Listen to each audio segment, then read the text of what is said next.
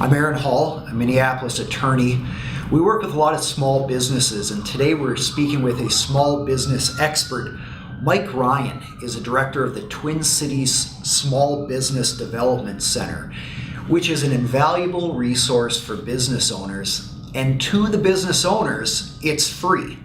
Now, Mike, we talked a little ahead of time about the fact that startups, meaning brand new businesses, are not necessarily your target market. You are compensated by Congress and by those that donate in order to help grow jobs, which is generally by an operating business. Let's start first for the small business owner who's a startup, really getting their feet wet in entrepreneurship.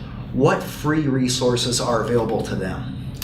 Well, as you mentioned, we don't do a great deal of work with startups because our mission really is to help create jobs and have a positive economic effect.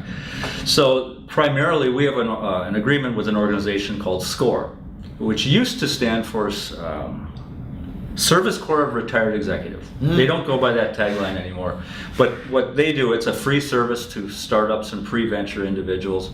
So people who are testing their idea or just want to get a sense of, is this a feasible idea? Is this something to leave my day job for? And these are experienced business executives who volunteer their time to help entrepreneurs. That's right. Okay. That's right. And they're not all retired. Sure. They're not all just retired folks. There are active people, business owners, all kinds of folks. But our agreement with SCORE is, for the most part, if an individual comes to us with a thought or an idea, we'll ask them to work with SCORE at least to develop the business plan. If they come through that and they have what appears to be a viable business, then we'll take another look and see if we can help them out. But by and large, most of these startups never actually start. Sure. So we really can't focus too much of our time on those. Who are the businesses that really can be helped by you? Well, typical business for us, where we would look, we would be the best fit, would be typical for us, $1, $2 million, $3 million small manufacturer looking to expand, looking to grow their market share, get into different products. That's really ideal for us because the manufacturing base is important for the Twin Cities. They also tend to create pretty good jobs. So what does this look like on a practical standpoint? A business owner calls you up and says, hey, I have a company here, it's going. They probably tell you they have some challenges which prompted the call. Maybe it's money challenges. What do you do from that point forward with them? It is true. They don't usually call us to say things are going really well. Right. They're pretty happy on their own if that's the case. Usually there's some symptom. There's some obstacle they've come up against. Generally it's tied to cash. That's usually the indicator. They're short of cash. They're falling behind on their debt. We can usually figure out what's going on. Generally it's revenue. They just don't have the business. They can't support the business. It's not growing like they would like it to. So the process that we like to go through is if a prospective client wants to come and work with us, I try my very best. I try to interview them first, either by telephone or in person, to find out, first of all, are they a good fit? You know, if we can't help them, there's no sense. Let's manage these expectations so people know what they're in for. If they're a good fit, meaning they have revenue, they have a track record, they're profitable or somewhat profitable, and we can help them, then I kind of think through my staff and who the people I have working with me at St. Thomas, who's the best fit? Do they have marketing issues? We have some terrific marketers. Do they have some financing issues? We have some really good numbers people to help them get credit, to expand their business, to help them to grow. We help them with marketing plans, product development, things like that. So how much time will your staff actually spend with the average business owner? We work with between 400 and 500 businesses a year. Wow. A typical client for us, we may spend a period of 10 to 20 hours over 3 to 6 months. That's just kind of typical. And that'll be several meetings. And we don't do the work. Sure. We can only advise. We're not allowed to do anything. We can advise them, but we'll give them assignments. We'll go through their business plan, go through their marketing plans, and say, hey, you really should take a look at this or that issue. Or we've worked with so many businesses, there's not many things that we haven't seen, at least in some form. Do you see any common problems that are brought to you, and if so, how do you advise them with those? The most common problem, there are a couple of problems, but the most common is people taking too much money out of the business. Business owners work very hard, and if they're profitable, they often take the money out of the business and they don't leave enough in. They don't leave enough in to operate. And they get into trouble because they try to replace that money with debt. And the leverage starts going up. And then things start collapsing. Is there a general rule about how much operating income should be left in the business? I don't know if there's really a rule. I like to see, I don't like to see debt more than 2 or 3 times the equity in the business. Sure. That's okay. There's good reasons to borrow money. Borrowing for long-term assets or growth is one thing. Borrowing to cover losses is not a good thing, and that's where we start to run into problems. But people having cash flow issues, taking too much money out of the business. Okay. So business owners who are ongoing, they have employees, they're having some problems like this, what's the next step for getting in touch with you? Well, we would have our initial conversation. Okay. Then generally, I will, or one of my colleagues will run through a fairly detailed analysis of their financial situation. Okay. Because that is an objective way for us to look at the business. Often what they're telling us, it's not that they're not truthful, it's they're maybe not putting their finger on the problem. Sure. I need to look at the numbers, or we look at the numbers, and then we tell them what we think is the issue. And sometimes it's the same thing and sometimes it's not. But we like to take that sort of an objective look at about 3 years worth of financial history and figure out what we think are the issues. And then we'll confirm that with the owner to say, do you agree with this? Is this something we want to work on? Because if we don't get their buy-in to the plan, to a plan to fix things or get it improved, it's not going anywhere. I was delighted to hear about your organization and the free resources that it offers.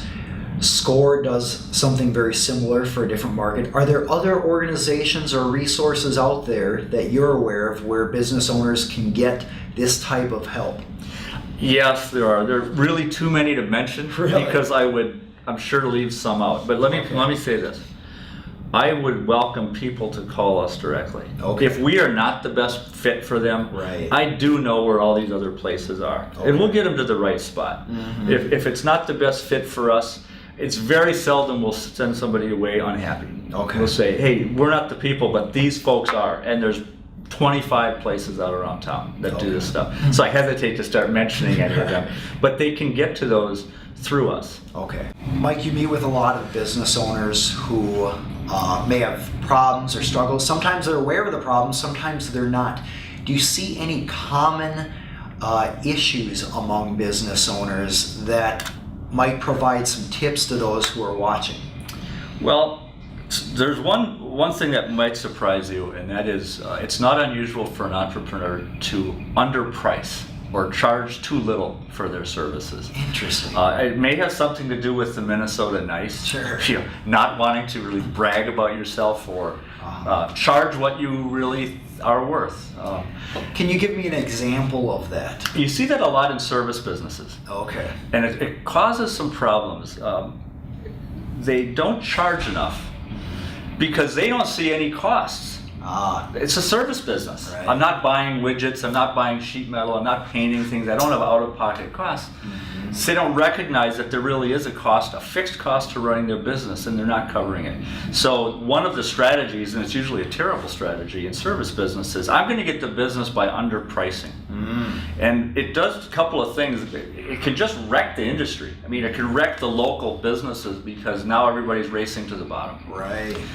But they really need to give themselves credit. I mean, if they have a skill or a marketable service or product, perhaps, they need to charge the proper amount. And that's something that we can walk them through. They may not recognize all the costs that go into this business just because it's not necessarily out of their pocket at the moment.